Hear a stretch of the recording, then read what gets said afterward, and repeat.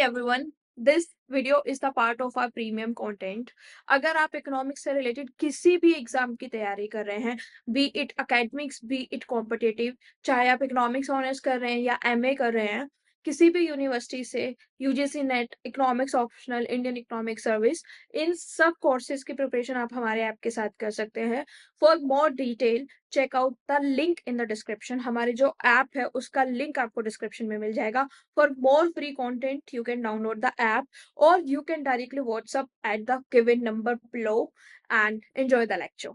अब हमको देखनी है kinds of elasticity of supply, यानी कि अब हमको देखना है कितने तरीके की इलास्टिसिटी ऑफ सप्लाई होती है. ठीक है, तो अगर आपको ज्योमेट्रिक मेथड वाला याद है तो मैंने उसमें बताया था कि एक तो elasticity of supply greater than 1 हो गई जब बियॉन्ड एक्स एक्सिस कट कर रहा था, राइट. एक इलास्टिसिटी ऑफ सप्लाई इसमें ग्रेटर देन 1 हो गई जब ओरिजिन पे कट कर रहा था. एक इसमें elasticity of supply less than 1 हो गई कब, जब ऑन एक्स एक्सिस कट कर रहा था, यानी कि इसका क्या मतलब है, नेगेटिव रेंज में कट कर रहा था. ये है 3 इलास्टिसिटी ऑफ सप्लाई. जब हमारी elasticity of supply greater than 1 होती है तो हम उसको क्या बोलते हैं, हाईली इलास्टिक सप्लाई. ठीक है, हाईली इलास्टिक. जब इलास्टिसिटी ऑफ सप्लाई 1 के इक्वल होती है तो हम उसे क्या बोलते हैं, यूनिटरी इलास्टिक सप्लाई. ठीक है, जब हमारी इलास्टिसिटी ऑफ सप्लाई 1 से कम होती है तो हम उसे क्या बोलते हैं, इन इलास्टिक सप्लाई, या फिर लेस इलास्टिक भी बोल सकते हैं, इन इलास्टिक भी बोल सकते हैं, या फिर लेस इलास्टिक भी बोल सकते हैं. ये 3 वो केसेस हैं जो जनरली हमें देखने के लिए मिलते हैं. ठीक है, ये जनरल फिनोमिना है. मार्केट में, इंडस्ट्री में कहीं ना कहीं ये 3 तरीके की इलास्टिसिटी ऑफ सप्लाई आपको देखने के लिए मिल जाती है. बट 2 जो होती है वो बहुत एक्सट्रीम इलास्टिसिटी ऑफ सप्लाई भी होती हैं, जो कि एक हमारा प्रैक्टिकल अप्रोच है, वो रियलिटी में देखने के लिए हमको नहीं मिलती है, रियलिटी में हम उनको नहीं देखते हैं. तो वो कौन सी है, उसमें से पहली है परफेक्टली इलास्टिक सप्लाई. ठीक है, और दूसरी है परफेक्टली इन इलास्टिक सप्लाई. इसका क्या मतलब है, ये 2 जो है वो इमेजनरी है. ठीक है, ये 2 रियलिटी में एग्जिस्ट नहीं करती हैं. तो शुरू करते हैं, एक एक को समझते हुए आगे बढ़ते हैं. सबसे पहले हमको समझना है perfectly elastic supply. Perfect elastic supply कौन सी होती है, देखिए परफेक्ट इलास्टिक सप्लाई वो होती है जब एक पर्टिकुलर प्राइस पे जो फर्म होती है वो इनफाइनाइट सप्लाई कर रही होती है, यानी कि एक पर्टिकुलर प्राइस पे हम इनफाइनाइट सप्लाई कर रहे हैं और जैसे ही वो प्राइस चेंज होगा हमारी सप्लाई 0 हो जाएगी. उसको हम क्या बोलते हैं, परफेक्ट इलास्टिक सप्लाई. अब रियलिटी में तो ऐसा होता नहीं है कि जरा से प्राइस चेंज हुआ तो सप्लाई 0 हो गई, और हम एक प्राइस पे इनफाइनाइट सप्लाई भी नहीं करते हैं. Are price keep changing. ठीक है, तो अब एक प्राइस पे हमारी जो सप्लाई है वो इनफाइनाइट होती है, यानी कि प्राइस आपका क्या रहेगा, 30 ही रहेगा. उस पे क्वांटिटी सप्लाई बढ़ती रहेगी, पहले 100, फिर 30 प्राइस पे ही 200, फिर 30 प्राइस पर ही 300. ठीक है, तो परफेक्ट इलास्टिक सप्लाई का मतलब समझ में आया. व्हेन एक पर्टिकुलर प्राइस पे इनफाइनाइट सप्लाई हो और थोड़ा सा ही प्राइस अगर कम होगा तो हमारी सप्लाई क्या हो जाएगी, 0 हो जाएगी. ठीक है, अगर प्राइस 30 से लेट्स से 25 भी हो गया तो क्वांटिटी सप्लाई क्या हो जाएगी, 0 हो जाएगी. ठीक है, इस केस में इलास्टिसिटी ऑफ सप्लाई जो होती है वो इंफिनिटी होती है, ठीक है। अब हम इसको करके देखते हैं।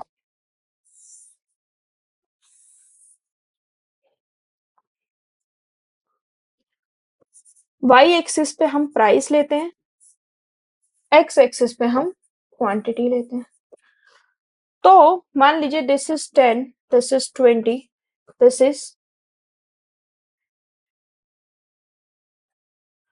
इज 30। क्वांटिटी क्या है? 50, 100, 200, 300, 350।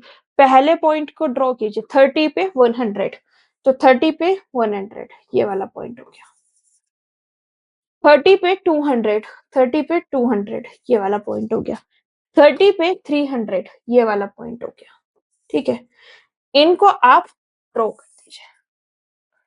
तो जब आप इनको ड्रॉ करेंगे तो आपकी जो सप्लाई कर्व होगा that will be A horizontal line, and this horizontal line will be parallel to x axis, ठीक है।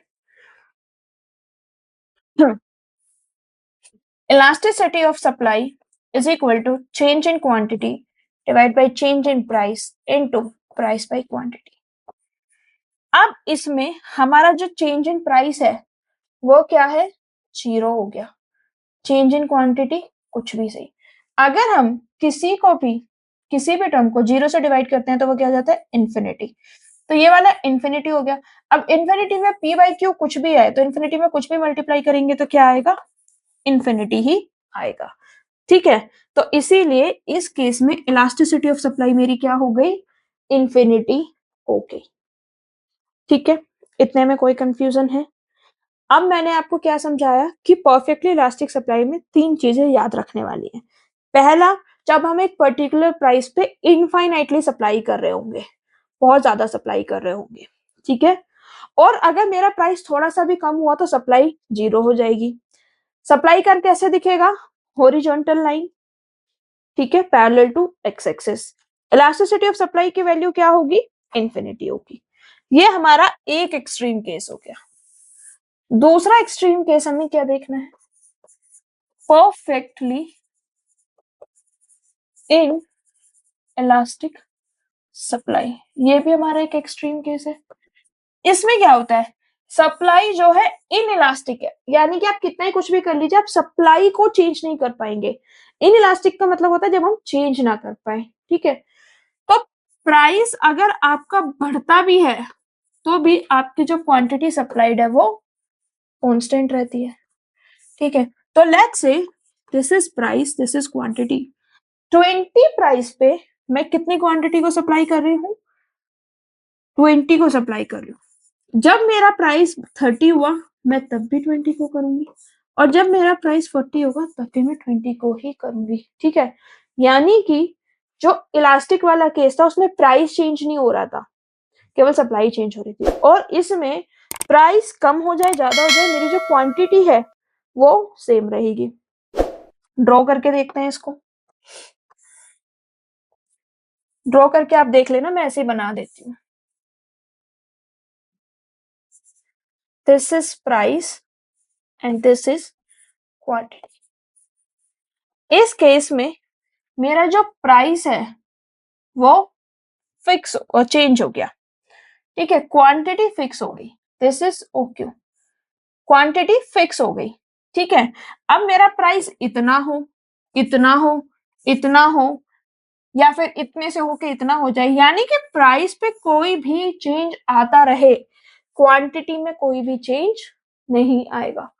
केवल प्राइस में जब चेंज होगा तो क्वांटिटी में चेंज हमको देखने के लिए नहीं मिलेगा। इसीलिए इसमें जो सप्लाई कर्व है उसकी शेप कैसी होगी? सप्लाई कर्व हमारी होगी vertical line, and this vertical line will be parallel to Y axis, ठीक है। और इस केस में इलास्टिसिटी ऑफ सप्लाई की वैल्यू क्या होगी? 0 होगी। क्यों होगी वो मैं अभी बता देती हूँ। प्राइस इलास्टिसिटी ऑफ सप्लाई का फॉर्मूला क्या था? Delta Q divide by delta P into price by quantity. Delta Q क्या है? 0, क्वांटिटी तो चेंज हो ही नहीं रही है, तो 0 divide by delta P into price by quantity. ये सारी टर्म 0 हो जाएगी क्योंकि 0 0 में डिवाइड करना है, ये 0 होगी, 0 में कुछ भी मल्टीप्लाई करेंगे तो क्या हो जाएगा? 0 हो जाएगा। तो इलास्टिसिटी ऑफ सप्लाई क्या हो गया? 0 हो गया। ठीक है। तीसरा केस क्या है? Highly elastic supply. तीसरा केस क्या है? Highly elastic supply. Highly elastic supply का क्या मतलब होता है? यानी कि इलास्टिसिटी जो है वो बहुत ज्यादा है, यानी कि जब percentage change in quantity supplied is more then percentage change in price, यानी कि हमारा प्राइस चेंज हुआ लेकिन उस प्राइस से ज्यादा क्वांटिटी सप्लाई चेंज हो गई।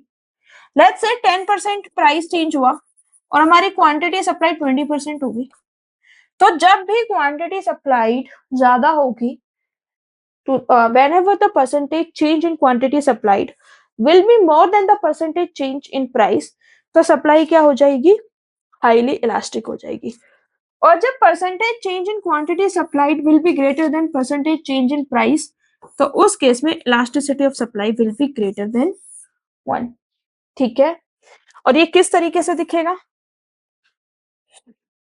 याद कीजिए, मैंने आपको ये बताया है जब मैं ज्योमेट्रिक मेथड से बता रही थी और मैंने बताया था इलास्टिसिटी ऑफ सप्लाई है, इस कर्व को हमने पीछे की तरफ किया था तो क्या आया था? Greater than 1। ठीक है। So this is price and this is quantity. ये क्या हो गया? Elasticity of supply greater than 1। ठीक है। So whenever elasticity of supply will be greater than 1, तो मेरा सप्लाई कर्व जो होगा दैट विल इंटरसेक्ट, ठीक है, ऑन वाई एक्सिस, यानी कि उसका वाई एक्सिस पे एक इंटरसेप्ट मेरे को देखने के लिए मिलेगा। अब नेक्स्ट है इनइलास्टिक सप्लाई। आप चाहे तो इसको इनइलास्टिक सप्लाई बोल सकते हैं या फिर इसका दूसरा नाम लेस इलास्टिक भी होता है। इनइलास्टिक का क्या मतलब है? इनइलास्टिक का मतलब यह है कि जितना हमने प्राइस चेंज किया, हमारे क्वांटिटी सप्लाइड उतनी चेंज नहीं हुई। हमारा प्राइस चेंज तो हुआ 10% से और क्वांटिटी सप्लाइड हमारी केवल 7% से हुई, या फिर लेस देन 10% से हुई, चाहे 7% से हुई, चाहे 3% से हुई, चाहे 4% से हुई। यानी कि जब percentage change in quantity supplied, when percentage change in quantity supplied is less than the percentage change in quantity supplied is when percentage change in quantity supplied less than the percentage change in quantity supply. This is known as the less elastic supply. इस case में elasticity of supply की value, elasticity of supply will always be greater less than 1। ठीक है। और इसका जो supply curve है वो कुछ इस तरीके से दिखेगा। ठीक है। This is price, this is O, this is quantity. ठीक है। ये क्या हो गया? Supply curve. तो जब भी सप्लाई कर्व हमारा एक्स एक्सिस पे इंटरसेक्ट करेगा या फिर उसका एक्स एक्सिस पे इंटरसेप्ट होगा, तो उसको हम क्या बोलेंगे? That is less elastic supply, inelastic supply, और इलास्टिसिटी ऑफ सप्लाई की जो वैल्यू है वो 1 से कम होगी। Next is unitary elastic supply. ठीक है। यूनिटरी इलास्टिक सप्लाई का क्या मतलब है? जितना परसेंटेज चेंज प्राइस में है उतना ही परसेंटेज चेंज क्वांटिटी सप्लाइड में है। अगर मेरा परसेंटेज चेंज प्राइस में 10% का है, तो अगर उसकी वजह से 10% ही क्वांटिटी सप्लाइड भी चेंज हुई है तो उसको हम क्या बोलेंगे? Unitary elastic supply. तो बेसिकली यूनिटरी इलास्टिक सप्लाई क्या है? whenever the percentage change in quantity supplied is equal to the percentage change in price। ठीक है। तो जो इन कमोडिटी की सप्लाई है उसको हम क्या बोलते हैं? Unitary elastic. इसको हम रिप्रेजेंट कैसे करते हैं? Elasticity of supply is equal to 1। ठीक है, और इसका डायग्राम कैसा दिखता है? ठीक है, एनी सप्लाई कर्व जो कि ओरिजिन से पास करेगा उसका इलास्टिसिटी ऑफ सप्लाई 1 होगा। यहाँ पे प्राइस है, यहाँ पे क्वांटिटी है। अब इंपॉर्टेंट ऑब्जर्वेशन ये है कि जितने भी सप्लाई कर्व ओरिजिन से पास होंगे सबकी यूनिट इलास्टिसिटी 1 होगी, कितने भी हो। ये देखिए, अगर वो ओरिजिन से पास हो रहे हैं तो सबकी इलास्टिसिटी ऑफ सप्लाई 1 होगी। ठीक है, ये जितने भी है ना सबकी इलास्टिसिटी ऑफ सप्लाई 1 होगी। आई होप आपको समझ में आ गया होगा कि कितने kind of elasticity of supply. ठीक है, पहली चीज तो ये। दूसरा ये कि कर्व जितना फ्लैट होगा, यानी कि flatter the curve more is the elasticity at point of intersection।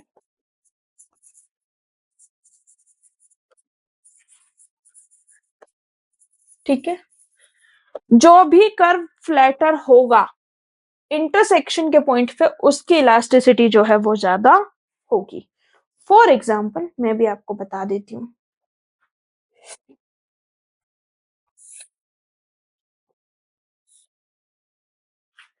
ठीक है, इस पे मैं दो सप्लाई कर्व बनाती हूँ, एक जो फ्लैट है एक जो स्टीप है।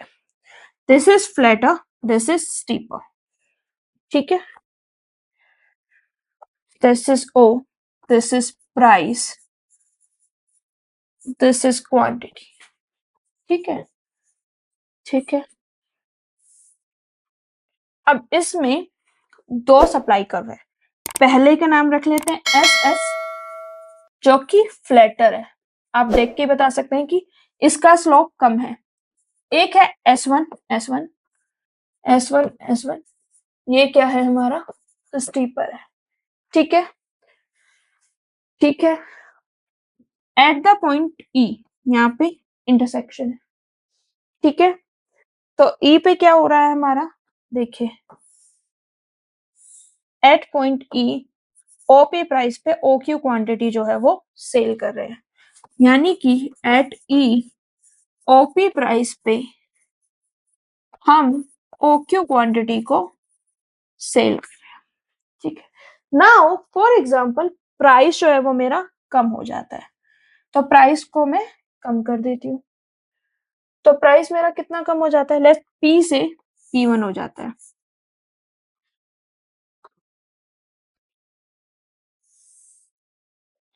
ठीक है, तो जब मेरा प्राइस पी से कम होता है तो इसको देखिए,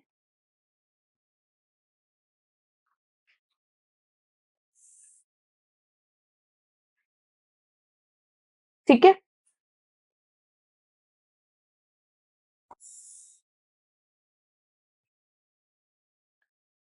Q1 Q2।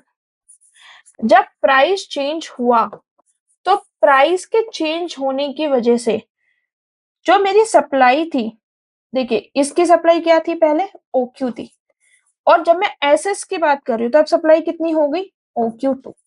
अब OQ2 जो चेंज है ना वो हो गया हमारे सप्लाई कर्व SS पे।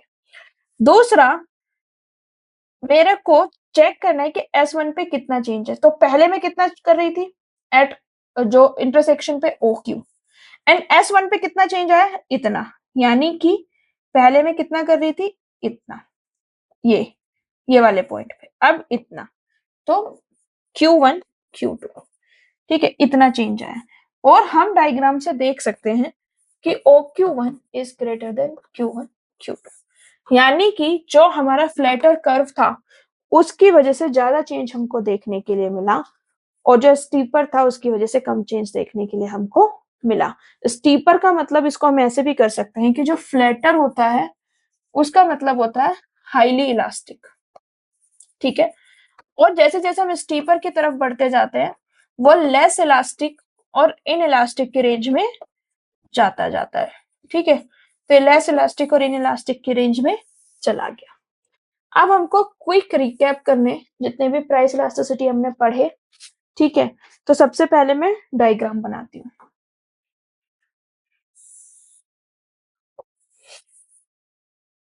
ठीक है, पूरा डायग्राम मैं बना लेती हूँ। ये क्या है, ये क्या थी मेरी परफेक्ट इनइलास्टिक, ये क्या थी परफेक्ट इलास्टिक, ठीक है। ये क्या थी हाईली इलास्टिक, ये क्या थी लेस इलास्टिक, ये क्या थी पासिंग थ्रू द ओरिजिन, ठीक है। मैंने सारे ड्रॉ कर लिए, ये ओ है, ये मेरा प्राइस है और ये मेरी क्वांटिटी है, ठीक है। एक प्राइस हो गया, एक क्वांटिटी हो गया, इतने में कोई कंफ्यूजन है।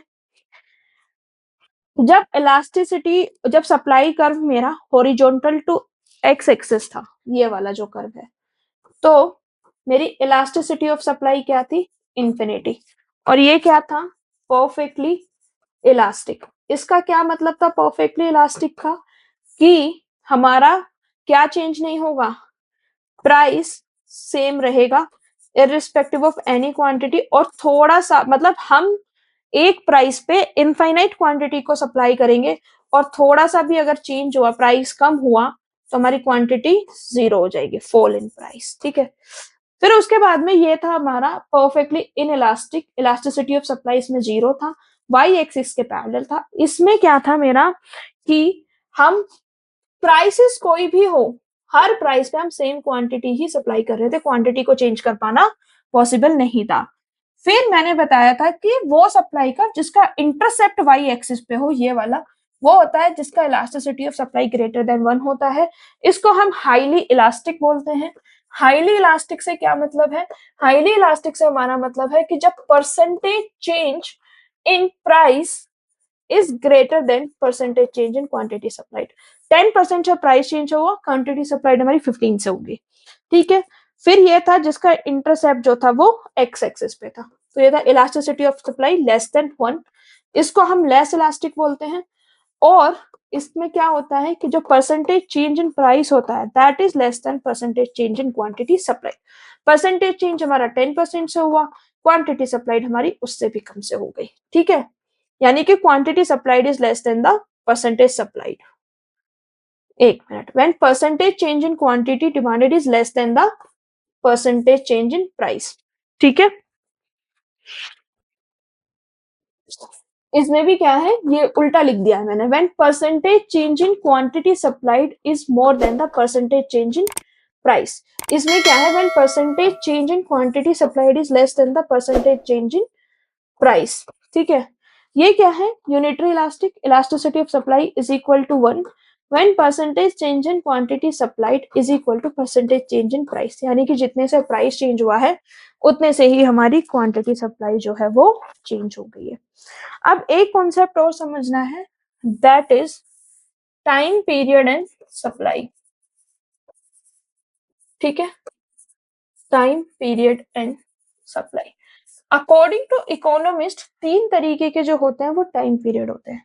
पहला होता है मार्केट पीरियड, ठीक है, इसको हम वेरी शॉर्ट पीरियड भी बोलते हैं, ठीक है।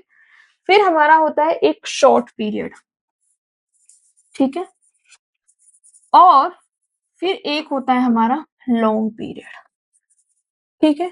शॉर्ट पीरियड को हम शॉर्ट रन के भी पैरेलल रख सकते हैं, शॉर्ट पीरियड की बात करें, शॉर्ट रन की बात करें, एक सेम है। लॉन्ग पीरियड का मतलब होता है लॉन्ग रन, ठीक है।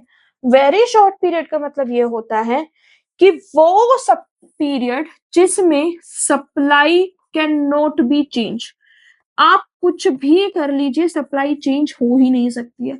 शॉर्ट रन में भी सप्लाई करने के लिए आपको कुछ तो टाइम चाहिए ही होता है। अगर आपका जो प्रोडक्शन है वो 100 यूनिट से बढ़ा के 200 करना है, तो उसके लिए भी थोड़ा तो एक्स्ट्रा टाइम हमको चाहिए ही होता है, ठीक है। तो मार्केट पीरियड क्या हो गया, market period very short period हो गया, और ये वो पीरियड है जिसको हम बहुत कम टाइम में चेंज नहीं कर सकते हैं। डिमांड में कितना ही चेंज हो जाए, सप्लाई मार्केट पीरियड में चेंज नहीं होगी। तो ये है in elastic supply. In elastic supply से क्या मतलब है, elasticity of supply will be zero, और वो कैसा दिखेगा, ऐसा। ठीक है। शॉर्ट पीरियड क्या होता है, शॉर्ट रन, कुछ फैक्टर फिक्स्ड है, कुछ फैक्टर वेरिएबल है। तो वेरिएबल फैक्टर की वजह से हम क्या करते हैं, वेरिएबल फैक्टर की वजह से हम थोड़ा सा आउटपुट बढ़ा पाते हैं। तो इस केस में क्या होता है, लेस इलास्टिक। ठीक है, यानी कि elasticity of supply less than 1, और ये कैसे दिखता है, विद इंटरसेप्टर एक्स एक्सिस। ठीक है। उसके बाद में लॉन्ग रन होता है। लॉन्ग रन में सारे ही फैक्टर्स क्या होते हैं, वेरिएबल होते हैं, because there are all factors are variable. ठीक है। तो ये क्या हो गया, इन इलास्टिक, सॉरी, जितने भी फैक्टर्स हैं वो सारे फैक्टर्स जो है वो वेरिएबल हो गए। तो जब सारे फैक्टर वेरिएबल हो गए, तो जैसे ही हमारा डिमांड आएगी तो हमारी सप्लाई इमीडिएटली बढ़ जाएगी। तो ये क्या हो गया, हाईली इलास्टिक। और हाईली इलास्टिक का मतलब elasticity of supply greater than 1, and this is, you know, it have intersect on y axis। ठीक है, यानी कि it will be vertically parallel to y axis। ठीक है, it has intercept on x axis, it has intercept on y axis। ठीक है, इसी के साथ में इलास्टिसिटी ऑफ सप्लाई का सारे के सारे कॉन्सेप्ट जो है वो खत्म हो गए। लेकिन कुछ फैक्टर्स हैं जो इलास्टिसिटी ऑफ सप्लाई को अफेक्ट करते हैं। अब हमें ये देखना है कि कौन से फैक्टर्स हैं जो इलास्टिसिटी ऑफ सप्लाई को अफेक्ट करते हैं। ठीक है, बेसिकली 4 से 5 फैक्टर्स हैं, उसमें से एक फैक्टर तो मैंने आपको डायग्राम के थ्रू समझा दिया है, और इसके अलावा 4 to 5 factors you need to understand. That's it for today's lecture guys. I just hope कि आपको आज का वीडियो बहुत अच्छा लगा होगा। अगर आपको वीडियो अच्छा लगा है तो like it, share it, subscribe to the channel. Please subscribe करके जाइए, क्योंकि I have seen in my analytics कि आप लोग वीडियोस देख लेते हैं, सब्सक्राइब नहीं करते हैं। Please make sure to subscribe and hit the notification bell, ताकि नेक्स्ट टाइम जब भी वीडियो अपलोड करूँ वो जल्द से जल्द आपको मिले। I have target of finishing each and every topic of economics. Until next time, I see you again. Keep loving us. Thank you so much.